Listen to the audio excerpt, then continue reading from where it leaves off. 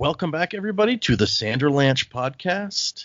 This week, we are going to be doing something special. We're going to be going over some of the predictions that our co-hosts made during the Final Empire, now that we're done with it. And I've pulled out some of the best predictions, and we're going to re-listen to those. And I think I also want to talk about, how obvious maybe some of these twists seemed in hindsight.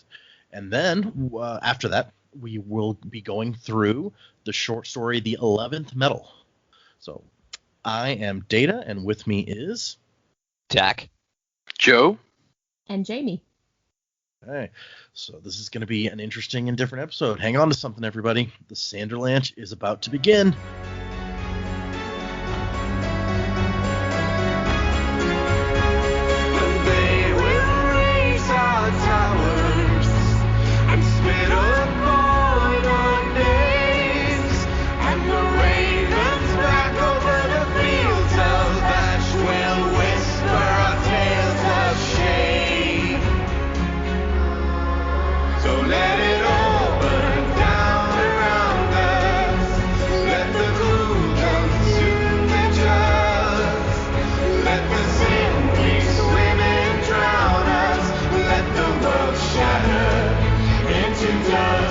Okay, everybody, and I pulled out about 6 clips that I wanted to talk about with everyone, and because I thought that they were, like I told you guys, I left out the last 4 to 5 episodes as far as pulling out predictions, and y'all started to come up with some really good ones as we got into that, but at that point it was kind of like, well, yeah, we're reaching the end of the book. Some of these probably are a little more obvious than the other ones, or it's not as impressive as when we were at the beginning of the book and you guys were pulling stuff out. So, our first clip is from Dak all the way back in episode 2. Oh, Jesus. Ooh. Is it volcanoes? Was that episode 2? That's going to come up, but no, it's not episode 2. Oh, Christ. So, in this one, we were talking about, we just started to learn about the various allomantic powers, and Dak says... I don't know, is there one of the powers just full on turns you into Magneto and you fly through the air and just fling metal at people? I mean, it would be cool, but just from what we've seen, I don't know if it fit. And then, of course, I think it was the very next chapter that people were flying through the air throwing metal at people. So Hold it? Yeah. I mean, there's some Magneto action in this book for sure. I think the most Magneto we get is probably Kelsier facing off against that Inquisitor. I think so, yeah. It gets seriously Magneto at that point. You're not wrong. Although, that one was still, there was a lot of jumping around stuff, but it was still fairly contained to the ground. The fight with Vin against Chandler, had them jumping through the air and, bashing at each other mid-air and stuff, so... That's true. And she, sent a soldier up to bash the other guy mid-air so he fell out of the sky. Yeah. So... There's definitely some Magneto stuff, but we hadn't learned about pushing and pulling metal at that point, so it was I thought that was a really good prediction for what the metals would end up being like, because a lot of the battles really the pushing and pulling is really important, and that is where we get into the whole Magneto sort of thing. Yeah. The next one is a kind of a similar thing, but this one is from Joe in episode 4. I'm hoping that we get some kind of development that we haven't seen before with these characters, where we get to see Vin interacting one-on-one with maybe some of the other characters, maybe one-on-one with Breeze, helping him do things. Yeah. One-on-one with Hammond, helping him do things. And then we got exactly those things. Yeah. Yeah, and I mean, that's not, I predicted it. That's not a complete shot in the dark. You would imagine that there's going to be some character development with each of these gang members, whatever you want to call it, thief crew members. But we did, almost immediately get that. So that was pretty funny. Well, we sort of did, but then we spaced them out. She didn't get to, do anything with Ham till much later on in the book from there. Then Spook was almost at the very end, actually.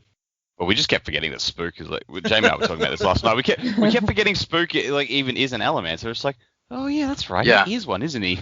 Right. I completely forgot he was an official part of the crew until they would ask him things like, "What do you see?" Yeah. Yeah. It's he's just kind of hanging around because he's the nephew. You, my friend, are the subject of nepotism. But apparently he was their best Tin-Eye because they sent him with, Yeah. Renu Yeah. when they left. Which, I mean, makes sense now, but earlier in the book, I was like, this kid is here just to make things confusing. What is his role?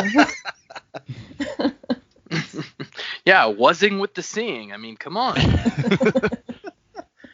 But like, could you imagine that? Your best Tin-Eye and you can't understand him? Like, that's not Yeah, good. the lookout's not a very good lookout if you can't understand what he's saying. Not optimal. I'll agree with that. Although apparently, like, Kelsier seemed to understand him, and presumably, like, his uncle understood him. Breeze didn't, but who cares about Breeze, right? So. I think the worst part about him is, like, you find out he can talk normal. Yes. He just continues to choose to talk that way and confuse the people he's with. Well, no. I think as we get towards the end of the book, he's, like, putting in an effort to, like, start talking normally. And it. Do you think that it's from kinda the time...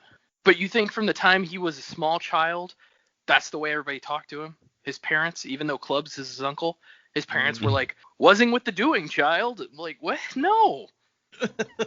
You don't know what his parents were like. For some reason, as soon as you said that, all I thought was, it's the phrase in this one, Club's your uncle. Well, speaking of Clubs, he's the one guy that we, like, didn't get any one-on-one experience with in the crew. Yeah, I he think just kind of people were faded in the disappointed by it. background. I was, yeah. Which I think was really interesting because a lot of that sort of grey area that we're now looking at towards the end of the book, that Vin can penetrate a copper cloud. And I think Mare was the same branch of Allomancy, and that she was the one that was, like, the betrayer. And I think it's really interesting that this is the one we haven't really explored the ins and outs of how it worked. So I'm hoping that will carry over. Mare was a Tin-Eye, like Spook. Oh, was she? Yeah, Okay. they had a smoker with them that night, but he got killed. His name Yeah. was Smoker's Sorry, red. yes. Red. Yeah, because Yeah. that's when we made the joke about practice my stab in red. Yeah. In fairness, we've made that joke multiple times. Yeah, no. I mean, Dave Herman's a great actor, and that's a great character. It's a great line.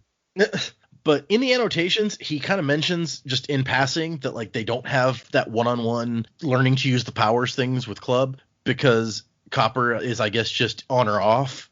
There's not, like, any subtlety to it, according to him. So there wasn't much for her to, like, learn there, I suppose. Hey, Clubs, press the copper button. Done. I'm contributing. Well, that's the one scene, I mean, like, where Spook's like, hey, you're wasn't with the smoke, right? And he's like, yeah, I'm smoking. Or no, he's like, you're really with the burn, right? Whatever it was. It's Spook lines, It's stupid. Spook, what do your tin eyes see? Like, taking over the hobbits to Isengard. He's like, Uncle, you really with the burn? He's like, fuck you, Spook. That's if Joe was Spook's uncle. That's just what he would say to him. It's like that episode of The Next Generation where they're like, shut up, Wesley. Shut up, Wesley. Okay, next one is from episode 7, and this is from Joe. And this is the one that he wasn't even willing to put it in the prediction segment because it was just so out there. Whoever wrote these epigraphs was who the prophecy was about. But then Rashek wants to be who the prophecies are about. So Rashek kills the guy who wrote the epigraphs and becomes the Lord Ruler, pretending he is the chosen one. God damn. Yeah, it was a big Hail Mary pass that I was like, this is crazy talk. It's not going to be really what happened. And then I was very surprised when Jamie laid it all out for us, and I was like, oh, yeah, maybe that's right. You're just like, meant to do it. Of course, it's part of the same prediction, like that same clip, if it had gone on a little further, would have had him being like talking about how Sazed is also secretly working for Rashek. And hey, I said they may be in cahoots. He could still turn. We don't know. Sazed could be bad. Yeah, I think that was one of your predictions from the end of the last episode. It was like something's going to happen with Sazed. Yeah, I don't think we're done with the Sazed turns, if you will. Yeah. You've been on that train for a while. It's like you really don't like that guy. Oh no, Well, I love not Sazed. not trust that guy. I don't trust him. That's the way. Can't I trust feel about anybody it. that you like that much.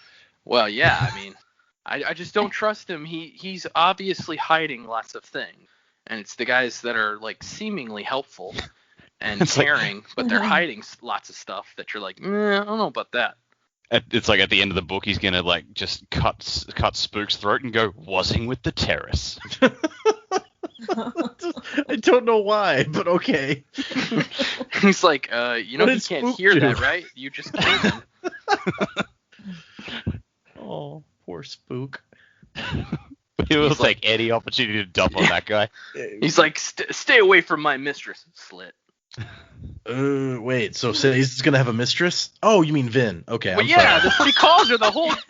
Did you read this book? Well, no, I mean the way you're like, stay away from my mistress, and like it turns violent. It sounds more like a romantic thing, and I'm like, wait, Say's has a mistress? How's that work? But no, okay, I follow you. Okay. Then we make a big jump. We're jumping to episode 13. And this one is from Dak, and he says, I'm fairly convinced now that Marsh is going to become an Inquisitor down the line. Wait, what? I don't remember saying that. I remember having that as the theory. I don't remember going, yes, I'm certain this is a thing. No, yeah, that's what you said. He's quoting I you played word myself. for word. You surprise yourself with your own next prediction. Yeah, and I think you kind of stayed on that one in the next episode. You're like, yep, I still think, there's a good chance that Marsh is going to become an Inquisitor into episode 14. And after that, it was kind of forgotten about. Until we got to the end, and it was like, hey. I think I stuck with the whole he's not dead, but... Mm-hmm. Yeah, because I think after Kelsier died, you're just like, oh, well... And I kind of get it, because like half of the impact of Marsh becoming an Inquisitor is the theoretical scene where he confronts Kelsier, and Kelsier's like, oh my god, my brother! And you don't get that now. You get Vin and Say's seeing. Nobody else, I guess, in the book sees him. That we know of, anyway. Yeah, unless you count the Lord Ruler. I think, in the epilogue, are they not back, like, with Doxson and stuff? No, in the epilogue, like, she specifically says that, like, Say's has gone and talked to them, but she wasn't ready to see them yet, and he kind of communicated to them that she needed to rest. And then the three of them just kind of have a conversation. Marsh is just chilling in the break room. Like, yeah, I'm going to hide behind the vending machines. Well, he's in charge of everything now. He probably took over the Lord Ruler's bedroom, like pulled out all these decorations and paintings and shit. Let me get some. Yeah, he's walking around in his snowshoes, even though he doesn't need it. He's holding up like the woolen cloak. Just like, what is this? What even is this? It smells horrible. There's holes in it. It's like, what are these animal pelts? The only animals I know about are horses and mistwraiths. Can you eat a mistwraith? I mean, why not? Yeah, I guess. I don't know. That's a really good question, actually. Gross. Maybe it's one of those things where it's like, well, you can eat it, you wouldn't want to. Yeah. Once you eat it, it eats you from the inside out. Might. Ugh. Okay, and then we go to episode 14, which was the big one from Jamie. And actually, the clip that I have from it is really short because she gave that whole long thing where she had all the support, but the actual clip is 2 seconds where she's like, I think the Lord Ruler is actually Rashek. We listened back to that episode and it just went on and on and on. I was like, oh man, I was talking for such a long time. But that's because you were trying to support your theory. There's nothing wrong with that. And everybody was impressed and loved that. So I was, I mean, there's no way I supported that same theory in episode 7. I was just like, you know what, guys? I'm about to blow your mind. Rashek is the Lord Ruler. And a stapler. Yeah. I was like, what's that meme of Elon Musk smoking weed? That was you. Yeah. I was like, wait, guys, wait. What if Rashek? Hold on, Rashek. He's that terrorist dude, right? Yeah. Rashek is secretly it's a conspiracy, right? He kills the Lord Ruler, or he kills the guy who's the prophecies about. He becomes Lord Ruler. He takes over, right? Is anybody with me? And then 7 episodes later, Jamie's like, here's what actually happened. Well, and then when Jamie gets to the beginning of her, she's starting her prediction, Joe's like, oh, wait, I think you're touching on something I predicted. And I'm just like, you be quiet, you. Let her predict. Quiet, you. I really liked in the end, just the word that triggered me to go, to think back over it all was the same thing that Vin went through. when he started talking about dominance, and I was like, yes, see, exactly, you've caught up.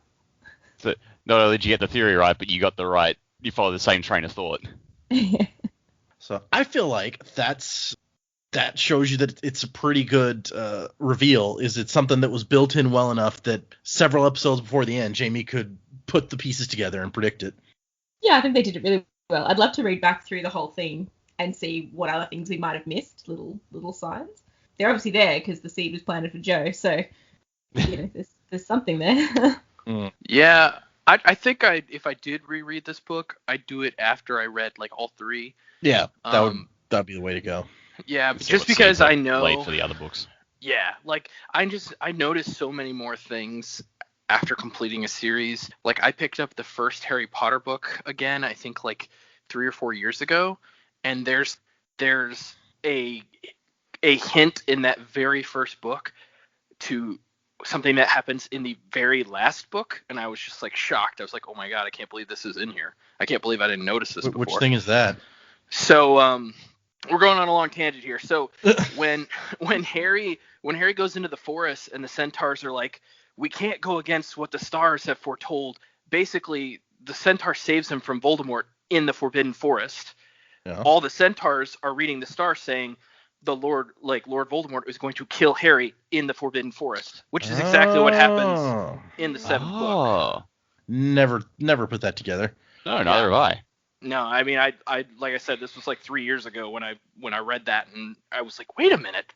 Like, yeah, because if you think about it, the centaurs are not wrong. They can read the future well. So they knew it was going to happen. It's just we didn't know when it was going to happen and exactly how it was going to happen. They got the date wrong. Yeah. Interesting. So, yeah, and there are, as we progress through the other 2 books, you will see that there's a lot of stuff built in even to early parts of this book that will pay off in book 2 or 3. So he constructs them pretty well like that. So we didn't touch on it a lot as we went through these because the first one was Magneto and the second one was like the one-on-ones, and it didn't really fit there that well. But what do you guys think that the major twists here, like Marsh becoming an Inquisitor and Rorschach is the Lord Ruler, that you guys managed to predict in hindsight?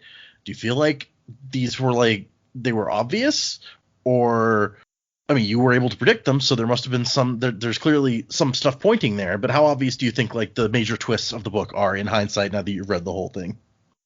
I think obvious, very much. Like they laid the seeds, and we were able to predict them. But like I wouldn't call them obvious. If I was just reading the book start to finish, I probably like the Marsh becoming Inquisitor. I don't think I would have picked up on that until it happened. Like that's just like going back, thinking about it, and trying to think up of honestly weird shit to come up with.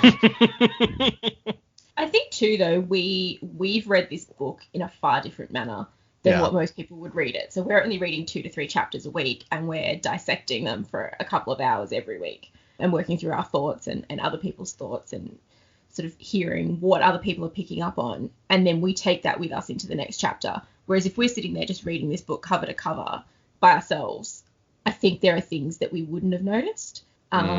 So we had a lot more puzzle pieces to put together.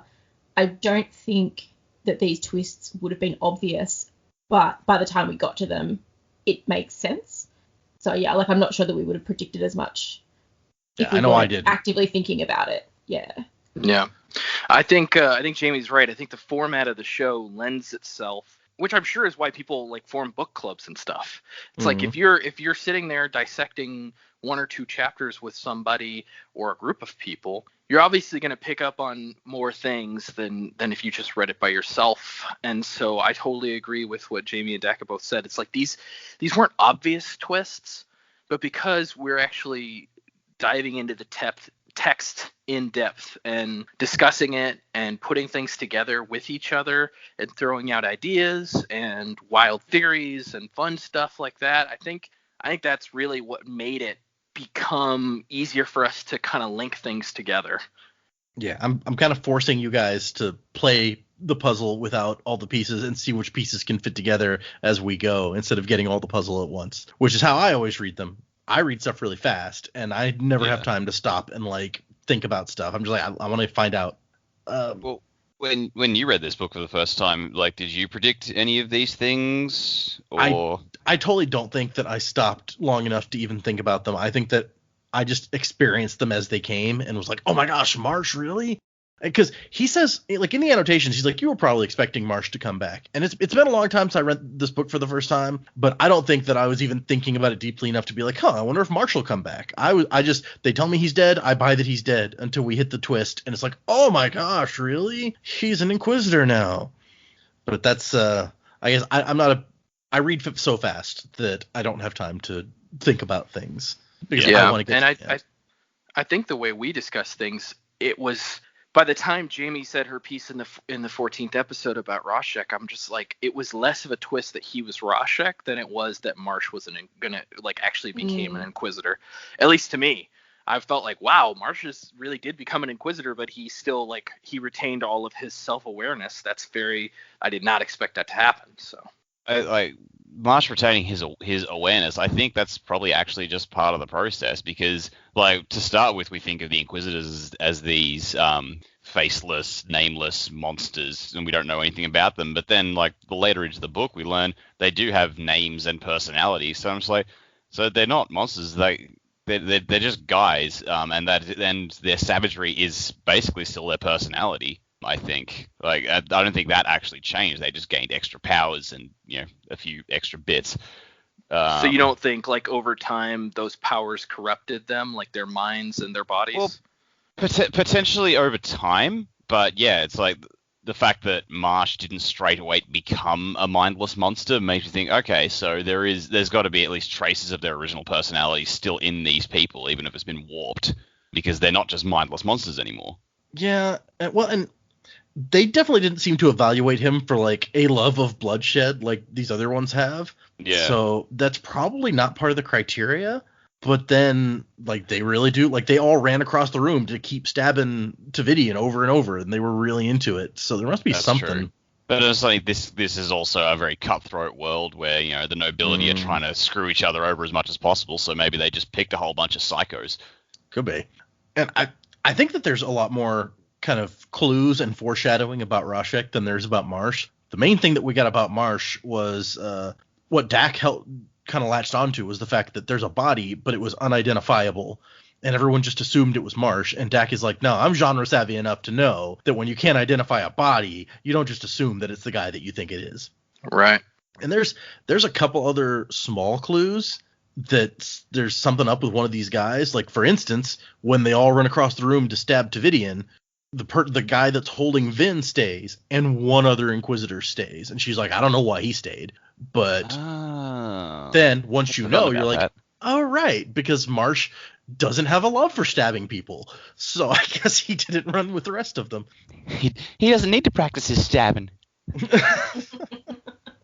Okay, but to wrap up our prediction segment, our Predigments look back. I don't know. I don't know what to call it. I probably should have come up with that beforehand. Retrospective. Ooh, that's a good word. There's one prediction that just could not be left out from Dak in episode 3. Jesus Christ. And he says, maybe Atium creates volcanoes, and that's what Kelsier did underneath Tressing's palace. He created a miniature volcano and burned the place down. Okay, so I feel I need to point out the reason I latched onto volcanoes as much as I did was the very first thing we got in this entire book is the fact that ash is constantly raining on this world. Because the sky has basically been obscured, the sun is red, because there are all these volcanoes around the world that are just constantly belching forth ash. God, that was a gross word. And apparently before the Lord Ruler came to be, like, those were not there. You had plants, you had a yellow sun, you had everything. So my assumption early on, which, yeah, sure, it's been proven wrong. I fully accept that. But, like, I just latched onto the Lord Ruler created these volcanoes. How? Probably with the metal that he safeguards with his life. That is where my head went. So that's why I latched onto it so much. I mean, he still created them somehow, or even with a different metal. We don't know that. Yeah. But That's entirely possible. I don't think anybody's sad or confused or upset with you for creating volcanoes prediction. It's an amazing prediction. It's like, it's not just like a piece of bullshit I came up with out of the blue. It's like there was a logic behind it. I actually tried to edit the mountain avalanche logo that we have for the podcast to make it a volcano after somebody suggested that in an episode, but I am not artistic enough to make it look decent at all. It looked really horrible, so I gave up on that. Yeah. But that does lead into I don't know if it's really a plot thread, but it's just like a background detail that was sort of left hanging about when Rashek ascended and became the Lord Ruler and did whatever he had to do to the deepness. Something about that set off volcanoes, and they're still going. So will we ever find out what the go is behind that? Presumably, considering how much focus there is on what the world was like before the shit went down. So. Yeah, I mean, the next book's called Well of Ascension, right? Maybe we find out what happened at the Well of Ascension. That would be fitting. Yep. Or maybe we don't find out what happened at the Well of Ascension. That would be less fitting. In reality, as far as we know, there's only one guy who knew, and he's dead now. So unless they find his real diary, it may be tough to know what happened. Maybe the deepness can talk, and it's like, yeah, man, I was watching this. I saw that one guy stab that other guy. Shit was wild. Maybe the deepness will have his own diary. Ooh, with his tentacles like coming out and writing good. Probably create his own ink, it'll be great. I write with the blood of innocence. Now you got me thinking it's like one of those creatures trapped in the prison in the Dresden Files. Blood, murder, death, pain, murder, blood, death, pain. Okay. That is all the predictions that I pulled out for this week or for this episode, except for a few that I pulled out that apply to either books 2 or 3, where somebody came up with some good stuff. So stay tuned. We may do more of these episodes when the time comes. Before we move on, can I ask you something about one of the emails we got? Okay. Early on, someone emailed in. It was like one of the first few episodes. I forget which one exactly, but someone emailed in and said they were convinced one of the three of us had read the book before based on their predictions. Who were they talking about? This has bothered me for weeks. Oh, I'm pretty. I think that may have been Joe's episode 7 prediction about Rashek, because there were lots of comments at the time. And the funny thing is, episode 7 is also the one that I uploaded and accidentally deleted and had to upload again. And so before I accidentally deleted the episode, someone had made a comment that was like, oh my gosh, when I heard that one prediction, I'm not going to say which one, I nearly fainted or something. I don't remember exactly what he or she said. And I went in and replied to them like, oh, I know exactly what you mean, because I felt the same way. And it was while I was replying to them that I accidentally deleted the episode. So... But I suspect that is probably what they were talking about. I remember the email you're talking about. I don't remember exactly when it came in or what episode that would have been after. Yeah, no. Well, I mean, one was really early on, though. It was clearly a sober/drug-induced prediction with no backing. I've never read this book before. I think I had full disclosure at the beginning of the podcast. I had only ever read the epilogue before, and I was so bothered by the epilogue originally. Prologue, yes, thank you. It's weird to start in the epilogue, but yeah, I'd only read the prologue before, and it was so like weird to me. I was like, nah, I'm not reading this. And I'm going back to see if I can find the email he's talking about. Okay, so actually, let's see. Somebody said after they listened to, I assume they listened to episode 5. I swear Joe's read this book before. His predictions are a bit too correct. Because my reply is, thanks. We just recorded episode 7. So check out everyone's responses to your email at the end of that. And I know what you mean about Joe, especially some of the stuff he says in the one that we just did. So that was like the 3rd email that we ever received was that one. So that made I wonder what I predicted after episode 5. Yeah, now I got to go back and listen to that one. Okay, but moving on. Like I said, we may do more of these in the future since I've got a few clips saved already. But we'll have to see if people liked this. If I missed some predictions that I should have picked out that were your favorites, feel free to email us, and I'll have a section in the episode where we receive your email where I'm like, here's the stuff that I missed because I was stupid. Feel free. Or we can just say they're listener favorite predictions. Yeah, but mine was funnier. Oh, sorry. Well, I shit on that. I apologize. So moving in to The 11th Metal. What did you guys think of this short story? This and remember, it was written for this role-playing game specifically because apparently lots of people, the way he explains it is a lot of times a person who's a big fan of something will buy the role-playing game that fits with that, but the other people in their group don't necessarily know anything about that thing, whatever this person loves so much. So they needed something to introduce the universe to those kind of people who are getting pulled into this RPG. Familiar. It sounds familiar to me. I feel like I've gone to my brother's house and played role-playing games that I have no basis for what they are. I don't think that's true. I haven't played many RPGs. I played the Dresden Files RPG with some people once, but that was, you were not there.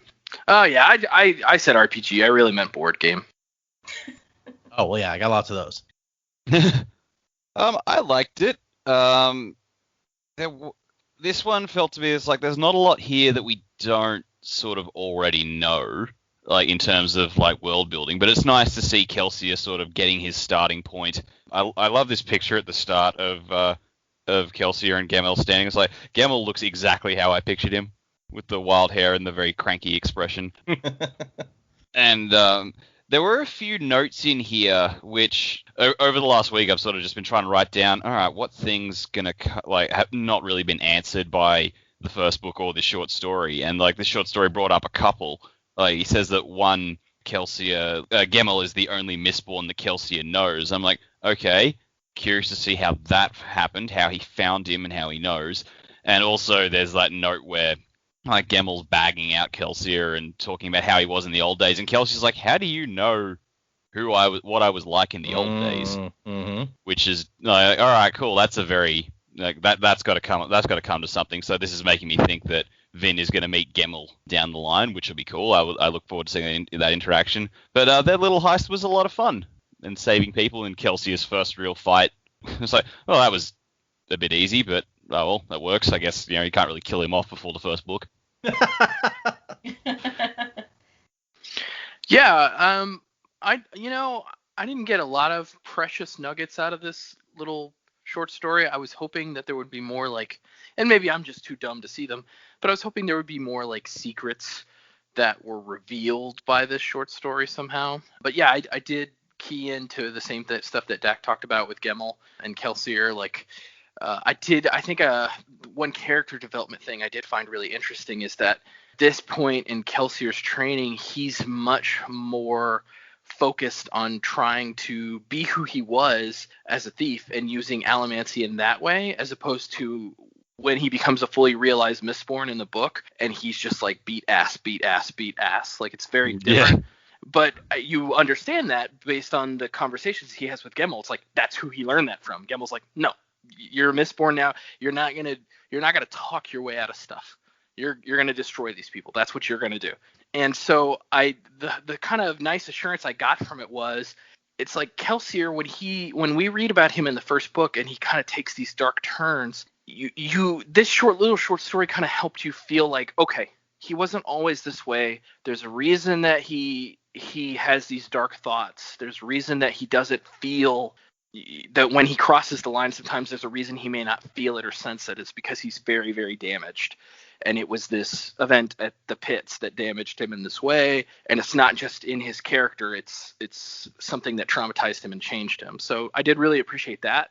And then, of course, you always get the little button at the end where he picks up the book that's about the 11th metal. So yeah, and I'm actually, it makes me think, because at some point recently, like in the last few episodes, I think you were like, it's supposed to be like a heist story, and Kelsier's supposed to be like this great con man, and you don't feel like he pulls that sort of con job on people.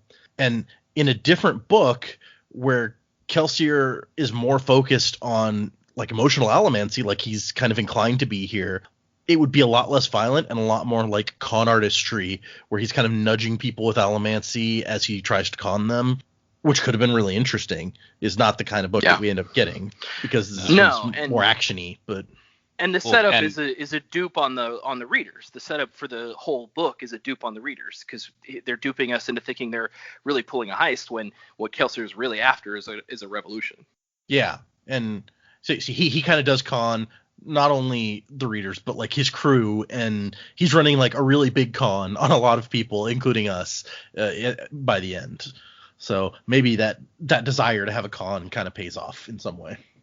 But it's also a bit of a different leap because, yeah, as you say, in this one, Kelsier is focusing on using sort of the mental allomantic powers, and then when he's fighting the Inquisitor, Vin is just staring. It's like, this is what he does, the steel pushing and iron pulling. That's his focus. I'm just like, well, that's a big difference there. So yeah.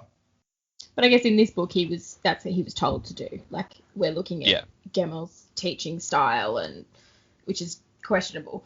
But I thought it was really cool to see, how he was taught, and then how he then taught Vin what he knew, and to see sort of what he took away from Gemmel's teachings, but then what he also thought was important, passing that on to Vin. He's a lot nicer to Vin, for sure.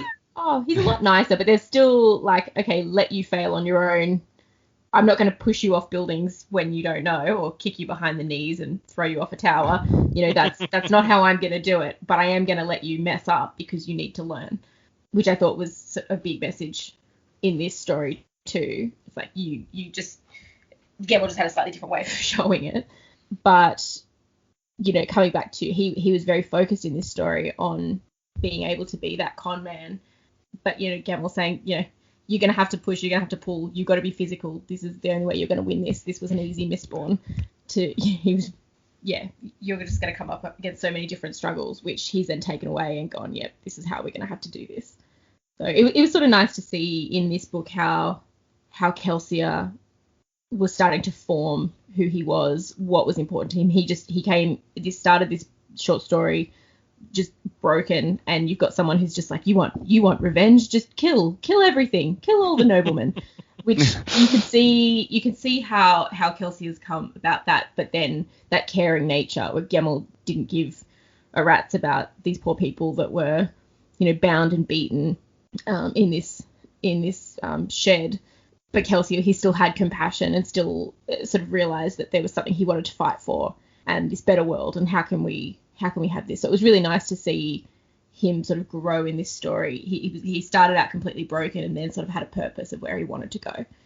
Yeah, and I guess that's kind of the main character development bit of this story is Kelsier going from guy who escaped the pits and has no idea what to do to guy who has a plan now, and a very ambitious one at that. Yeah, I think there's also a lot of good, kind of bouncing off what Dak and Jamie have both said. There's a good amount of understanding you get from Kelsier's character from where he is now to where he is in the first book. I think one thing that stuck out to me as well is basically his philosophy of how to live has changed quite a bit. Like at the beginning of this short story, Gemmel's basically telling him, it's like, you have to be beyond what everybody else is. You have to be strong. You have to stand alone. You have to do all these things. And we see him try to do that in the first book a lot, but he's working as a part of a crew. And so it doesn't always work for him because he's enacting his plan exactly how he sees it. And that's why you see some of his irresponsible choices, like him taking Vin on the trip to go to the palace, because I mean, that's what his master would have done. His master would have probably just taken him along and said, okay, let's do it. So you kind of get why he does the things, some of the irresponsible things that he does with Vin and with some of the other people around him from this. It's like that's how he was taught to be a mistborn. So that's how, he is being nicer to Vin than his master was, but he's also saying, okay, you want to do it? Let's do it. Gemmel is a weird dude. And it's interesting because after the story came out, obviously in the book, we heard him referenced like once or twice. And Kelsier calls him like this crazy old guy who trained him, right? And then this comes out and we get to actually experience his personality, and holy crap, yes, he's a crazy old dude. And so after this came out, he was kind of a big topic for people who are asking Brandon questions at like conventions and stuff. And so people are like trying to figure like how did Kelsier find this guy? What was his training like? And most questions Brandon tends to answer with RAFO, which is read and find out, RAFO. It's basically saying that might come out later, so I'm not going to tell you. And the one that sticks out in my mind is someone asked, so at the end of Kelsier's training, did Gemmel like fight him to the death to, is that how this training ended? And Brandon's like, I'm not going to tell you that, but it totally does seem like the kind of thing he would do, doesn't it? I'm like, yeah, it kind of does. But we also know that he's trained apparently some other mistborn, so probably that's not the end of his training. But yeah, and I don't know if we're doing predictions on the outcome of the short story, but so I'll just put this here. I got this weird feeling reading it that somehow Gemmel is like the original chosen one. I don't know why it hit me that way, but him talking about like somehow he knew Kelsier in the old how Kelsier was in the old days, and just like some of the stuff, it just gave me this weird feelings like, is this the original one that the prophecy was about, and he's somehow stayed alive all this time, and like Rashek did, like, but I mean, I guess the original chosen one wasn't a terraceman, so he wouldn't have been able to use feruchemy, but I don't know, I just got that weird feeling, but that's Also, he's got allomantic ability, and right. Then they say Rashek granted allomancy to his followers, or something. That's what we think. They weren't sure on where it came from. Really. Yeah, okay, that was never confirmed. So yeah, and so I got that weird feeling. I also got the weird feeling that he might have been like an alien from another planet for some reason, because I don't know. Those were the two weird feelings I got from Gemmel. I don't know why. Well, when you look at this, the training ended by Gemmel going, "I have to go. My home planet." When you look at the picture at the beginning of the short story, I could totally see him being an alien. He's freaking insane. Look at this guy. I can't stop looking at the picture. I've had it up the whole time we've been talking. He's just so insane. He's got like one giant eye and the mist cloak. Like, this is maybe the first picture we've gotten of a mist cloak, actually, and it's kind of freaky. Well, this is the first picture in general, really. Yeah, unless you count, like, I don't know what's on the cover of y'all's copy of the Final Empire, but yeah, this is, and we got to look at Kelsier. He looks also strange, really. This is a weird picture in general, I think. And I guess everyone wears these pants. The cuffs are all rolled up. You're a calf. I don't know. I like the little detail that Kelsier is tucking the picture of the flower into his pocket. Yeah, that is a good detail, since the story starts off talking about the picture of the flower. Yeah. I also thought it was interesting that he didn't have the original picture that Mare had, that he was like trying to draw that from memory. Yeah. I think, if I remember correctly, in the Final Empire, when he's talking to Vin about it, he tells her that Doxson had saved some of Mare's old stuff and that the picture was in that. Oh, so the one he gave her was the original one. That's nice. Yeah. Yeah. But at this point, I guess he hasn't gone back to see Doxson yet, so he doesn't know that it still exists. And I think that was something about this story, is like, it shows us these two hanging out and doing their thing, but it still leaves a lot of questions hanging. It's like, what happened to Kelsier after he snapped and killed everyone at the pits? Like, how long was he wandering? Where did he go? How did he find Gemmel? Yeah, there's a bit of a jump from Kelsier snapping at the pits to this, and I'm just like, it didn't really answer what happened in that gap. And I was expecting a bit more of that, but it didn't come up. It's like, not that that's a bad thing. I just was surprised that they didn't have more of that in there. I think it said on the title page, is it the title page, and Dak, you've got the book with you, the title page for the 11th Metal, it says that this could be read before the Final Empire. So, I mean, they're not going to give away a whole bunch of stuff. Yeah, I guess that's true. Anyway. Yeah, good point. I did like, we got a little tidbit that apparently, like, Doxson likes a fight every now and again. Yeah, that's some personality for Doxson that doesn't seem like it fits, but I guess, when he was a younger guy, he's a scrapper. Okay, let's get into this, going through this thing. So yeah, it does start out with the flower, and Kelsier's trying to redraw it, and Gemmel's like, I should stop you from doing that. And they have a whole conversation about how he shouldn't be thinking of the past or whatever. I like Kelsier smiles, and it took effort, and then Gemmel goes, you look creepy when you do that. This is just because Gemmel doesn't know how to smile. Yeah, he's like, you've never had a real smile in your life, you old heap of ash. See, I agree that I feel like I want to know how Kelsier and Gemmel met, and I've always assumed after reading this story that it was like, because we know Gemmel mentions kind of he's trained some other ones like Kelsier, and I always kind of figured that he's known in the underground as like the Ska Mistborn. So when you need training, like that's the only place you can go basically if you happen to also be one. Angry Yoda. Which really, you wouldn't go to this guy if you had a choice, I feel like. But he survived a long time, presumably, so maybe you would. I don't know.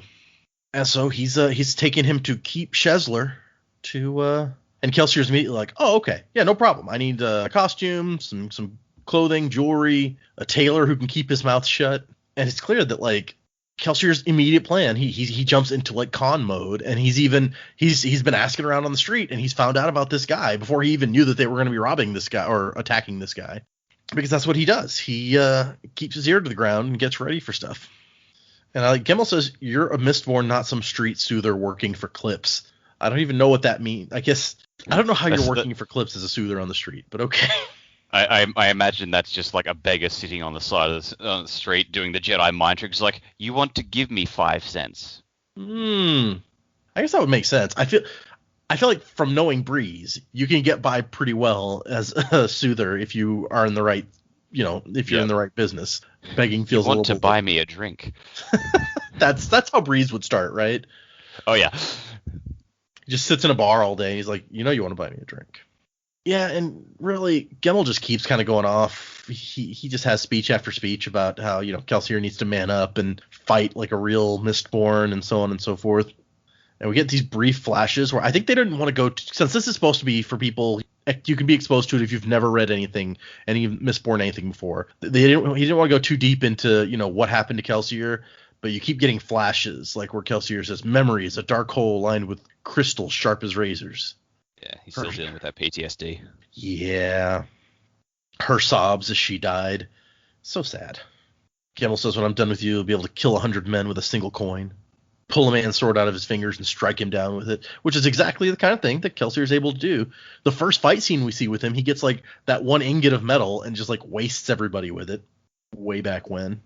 And this is where he says, how do you know what I was like in the old days? Who are you? And this is a good question.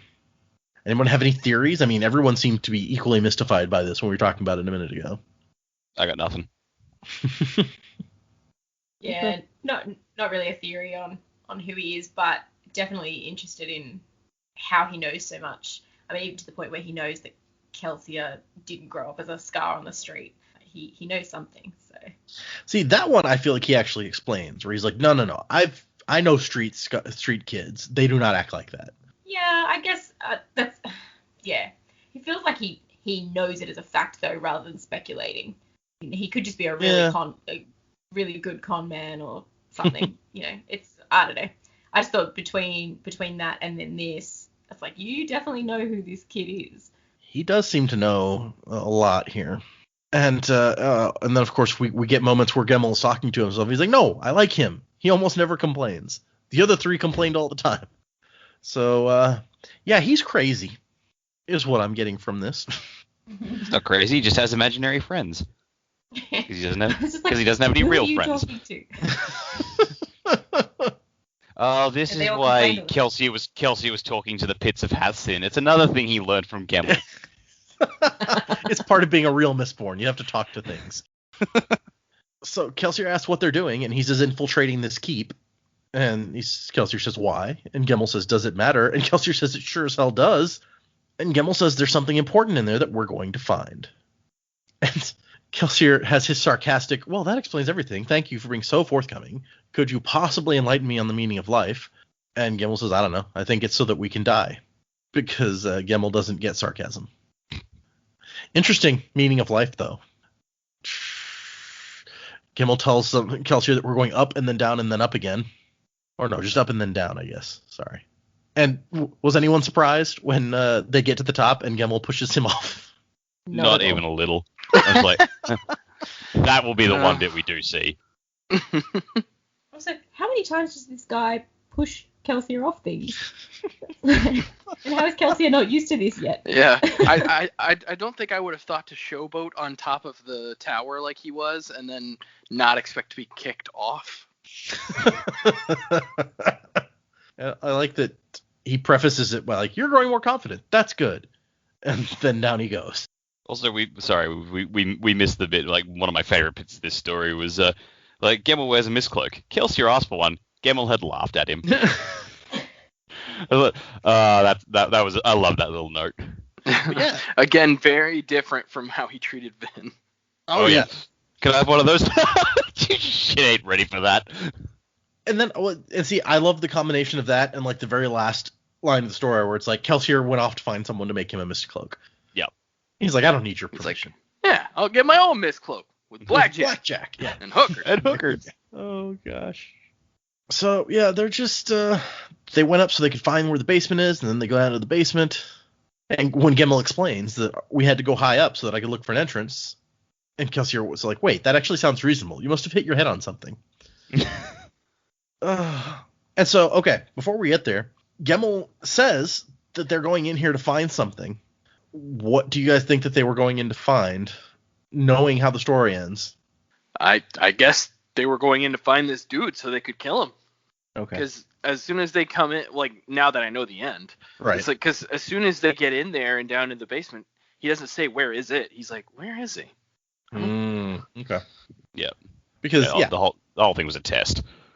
Okay. He just says there's something important that we have to find, and so I was wondering if anyone thought there was more to it than just tricking Kelsier into fighting this guy. Of course. I kind of thought, given the title of the short story, I sort of thought it was something to do with the 11th metal.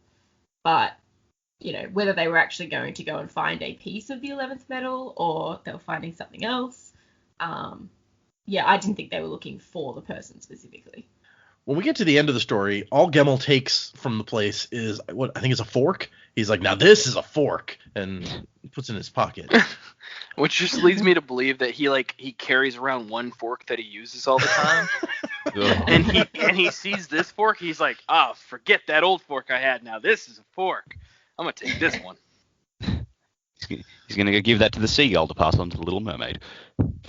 Yes, that's what I thought too. I was like, he's going to brush that crazy mane of hair of his with his dingle hopper.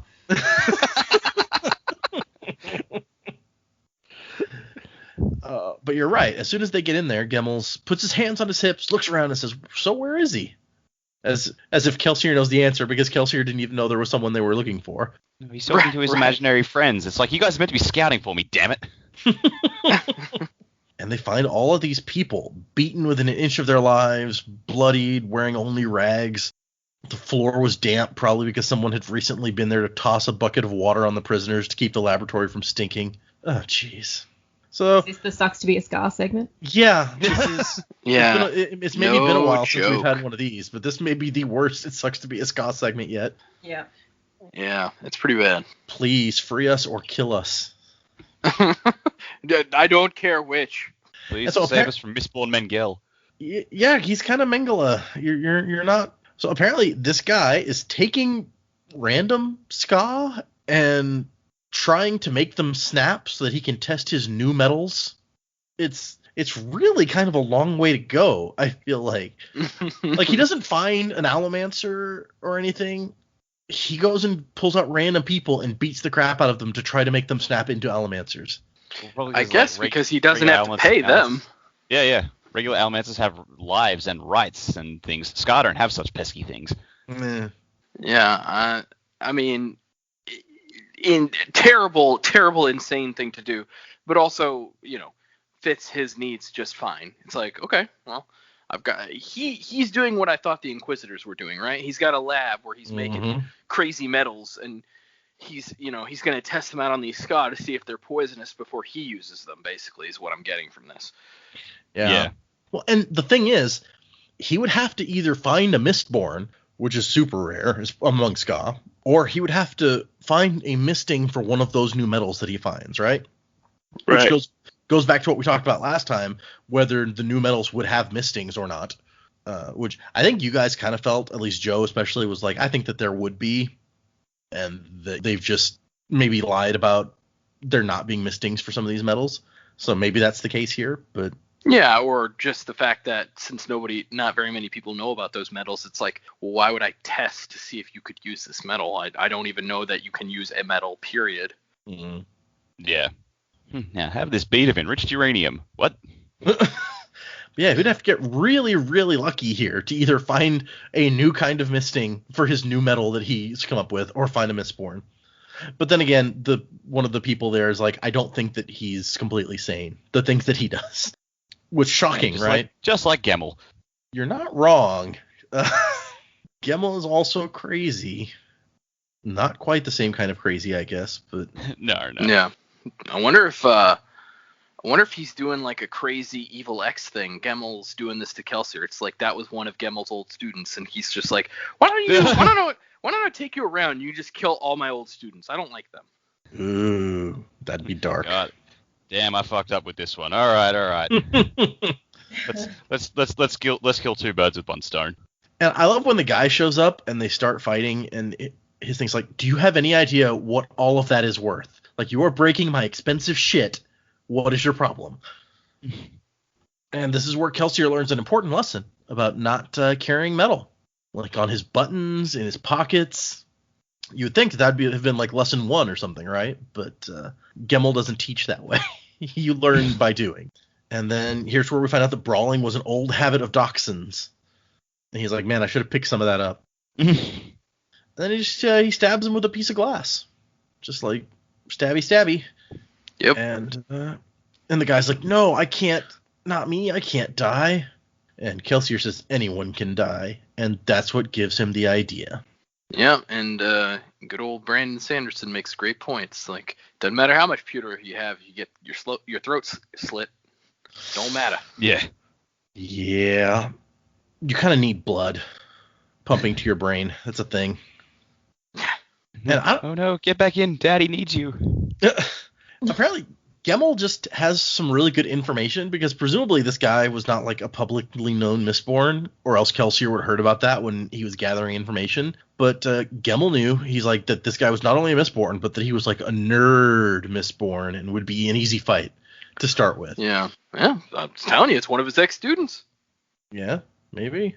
And so Gemmel starts digging through notebooks on the table, and Kelsier's letting all the women go. And Kelsier's like, what are you doing? As Gemmel's looking through a book, and that's where he finds theories and suppositions regarding the existence of an 11th metal. Personal notes.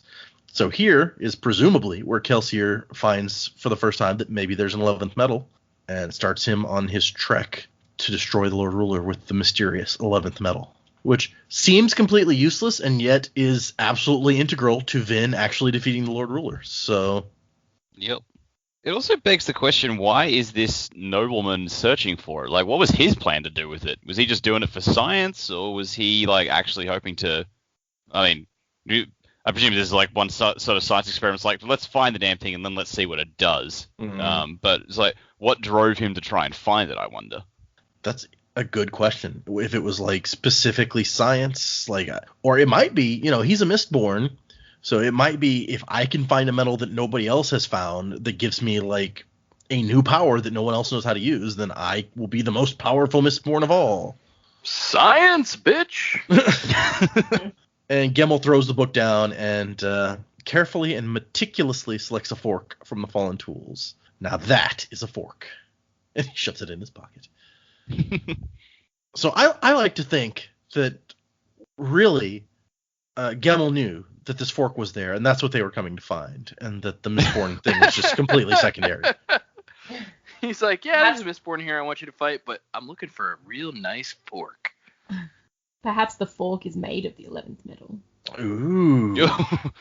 That would be weird. A weird thing for Shesler to create out of his new metal, but yeah. Good, but I need the 11th metal to create the perfect dinnerware set. Anytime you eat from it, you can see someone's future. Or past, whichever it is. Maybe it puts trace elements of the metal on your food and you've just got a constant supply, maybe? Sure. That is how you're not supposed Finn to got little bits of yeah. pewter to burn at the beginning of the book. It's Right, it's like he's having why- a dinner party and he's giving everyone LSD. Yeah. But I guess a fork is one of those objects that you maybe have to be as crazy as Gemmel to figure out is important. Who else? Like, why would a nobleman go, yeah, I'd like that fork, please? Like, Crazy like a Doesn't make fox. That's Gemmel, all right. No, crazy like a fork. Stupid like a fox. Okay. Yep. And that's the end. Kelsier's going to go off and find himself someone to make a mist cloak. Because he's vain.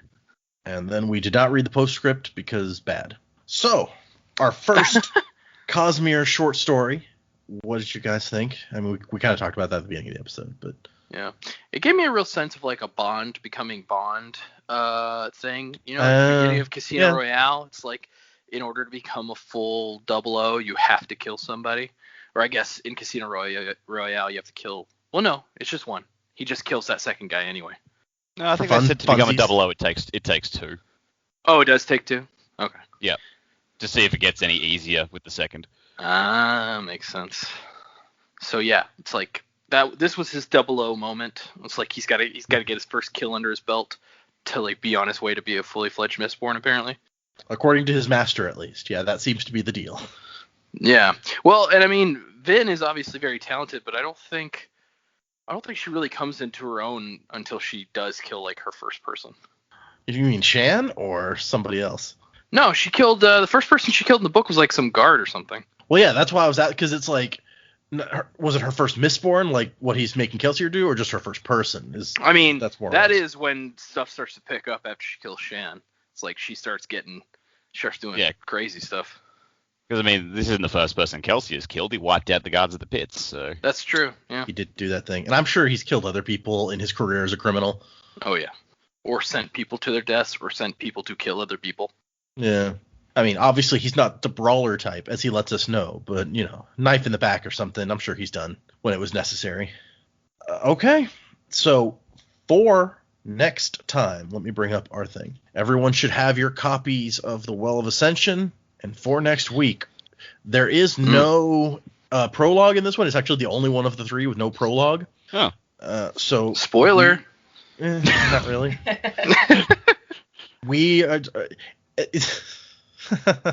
It's actually funny that I say that, because there's one book in one of the Cosmere series. There's a now I gotta pull it up because I gotta get this exactly right. There is I think there's a preface and a prologue, and then there's a prelude and then a prologue, and then some flashbacks at the beginning of this. It's just a lot. When does the book start? Like chapter 12? Right? That's it's like when you're playing Kingdom Hearts 3 and it's an hour in, and then the title screen finally pops up. Oh God. Kingdom Hearts 3 is all like pointless prologue until the story finally takes off in the final level.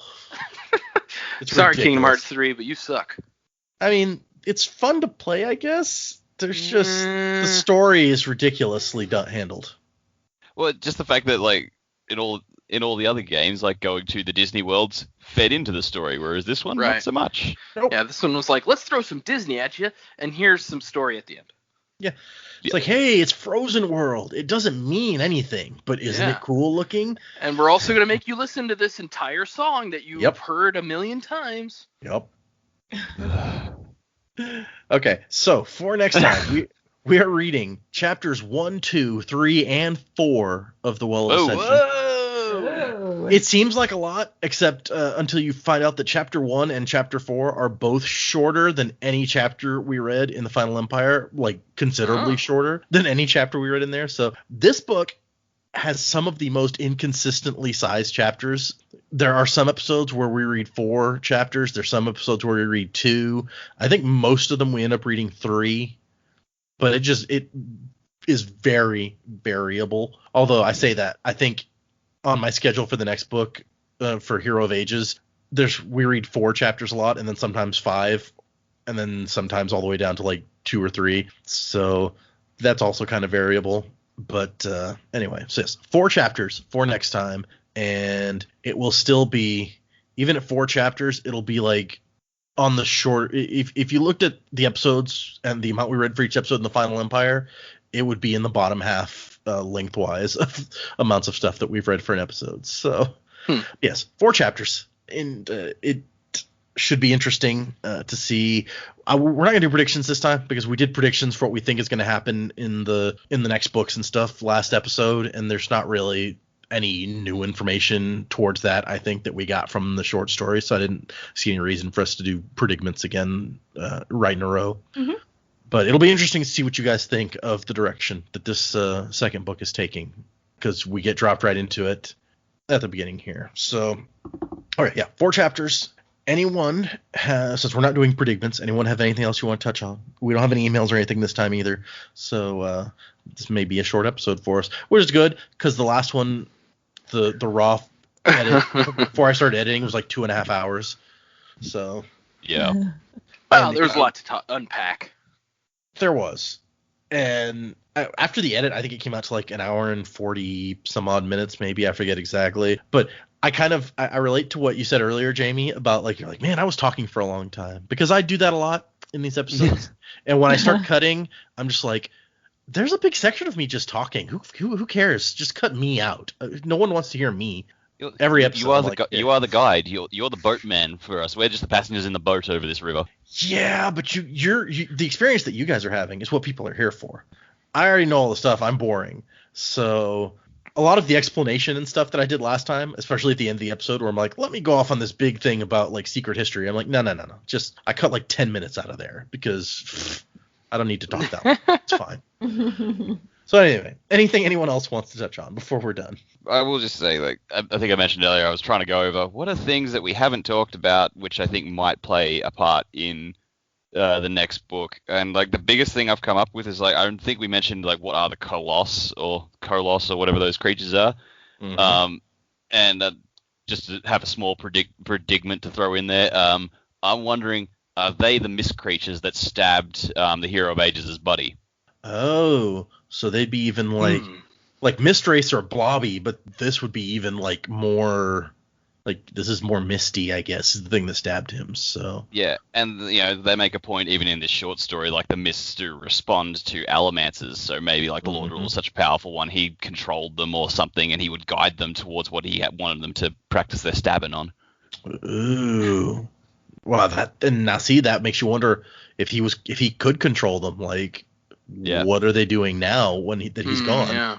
So yeah, I just think, all right, like they threw that into the epigraphs, and I'm like, we never really got an answer on that. I wonder if that's going to come back into play. And then I was thinking of the Koloss, and like, Also, I made a small list of characters. I'm like, I wonder if these guys are going to come back. Like, you know, we talked about we reckon Strapbench is going to come back, but Menace, Goodman Menace, and like Wayland, the new survivor, Lady Kliss, and Hoyd, the informant. I'm like, I feel like these guys will probably show up again in some capacity. Okay. I could see the environment will definitely be different for Kliss if she comes back, because the nobility things are going to change presumably in this new society. Yeah. So that would certainly be interesting. He told the guy who climbed, Wayland, was that what you said his name was? The guy who climbed out of the pits. He was like, Wayland, yeah. Go far away and sell this adium and like, you know, live like a king that way. So if he listened, then he probably is not gonna be in Luthadel at least. But who says we're going to be in Luthadel this whole book again? So yeah. I mean, especially if we're going to the Well of Ascension. Yeah, well, exactly, right. I feel like Wayland's probably the least consequential in this book of those four characters that I mentioned, but they took the time to give us a point of view of this person and showing him surviving and getting out of there. And it's like, it wasn't just Kelsier, a scene of Kelsier grabbing this unnamed Scar out and telling him they're a survivor and to get out of Dodge. We met this guy and saw his life. So I feel like maybe he's a bit more important than just the average Scar. And of course, we've seen Goodman Menace a couple times now, so I totally wouldn't be surprised to see him come back. Although you gotta wonder what he's doing now. Like, if he was part of the army, they slipped back into Luthadel. Did he participate in, you know, the killing of the whatever was left of the garrison and stuff? Maybe. Or is he just old now and he's like, I'm gonna relax, people? Yeah. And then Hoyd, he was an informant. There's probably a use for a street informant still. Well, I think the there's still gonna be politicking and backstabbing and stuff. So I think that guy is just gonna find his way into a nice little corner and keep up what he's doing. So I feel like we haven't seen the last of him. He seemed like he was pretty good at what he did. So yeah. He was a very little one-off, but I thought he's kind of fun. I like him. I agree. I liked him, and I like his name. His name is fun to say. So okay, I like where you're going. Like, you got your list of characters. Like, who's going to show up again? You got a scorecard. See when they pop in. I was thinking of like the non-obvious ones. Mm-hmm. Yeah. Okay. Okay. Anybody else? Any things? Nothing from me. Okay. Now I'm scared that the Koloss are going to show up and be like these creepy ghost things and kill everybody. Yeah. What are you talking frightening. about? You're scared. What? Well, you know, it's much scarier than gooey blobs or whatever Jamie called. I don't know. Goo in the blobs are Straits. pretty scary, man. I mean, I get the goo blobs do eat your flesh and save your bones for later, so maybe that is a little bit scary. But okay, well, thanks everybody for listening. If you want to send us emails, it is thesanderlanche@gmail.com. Feel free to find us on Twitter, the Sanderlanche, on Facebook, on Instagram. Did I put up? Oh yeah, I did put up an Instagram thing this week. Sorry, it's like the one thing I don't have automated because I got to go out and take a picture of something and put it on there. So I'm always like, oh crap, did I forget this week? No, I remembered it. It's fine. Also, music by Miracle of Sound. You should have heard our one-off at the beginning of this episode, and another clip will play right now for the end music. But next week, we will have the music I've picked out specifically for our coverage of Will of Ascension. So tune in for that just to hear the new song. You don't even need to listen to us. It's just great song. It's fine. If you're curious, this song for this episode is called Only Us, and it's by Miracle of Sound. So you can go and find that and listen to the whole thing if you want to. And I think that's everything. Thanks for listening, everyone, and we will see you next week.